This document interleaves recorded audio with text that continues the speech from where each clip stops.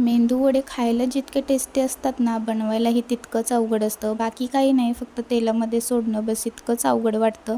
तर आज इथे मी एक ट्रिक वापरून मस्त असे मेंदू वडे बनवलेत. कोणती ट्रिक तीही मी तुम्हाला व्हिडिओमध्ये दाखवली. कदाचित तुम्ही पाहिली असेल आधी YouTubeवरती, कारण मी सुद्धा एखाद्या व्हिडिओमध्येच पाहिलेलं आहे. नंतर ट्राय केले, कारण की मी नाही पहिल्यांदाच बनवलेलं आहे. पहिल्यांदा बनवलं पण इतकं छान झालेलं ना.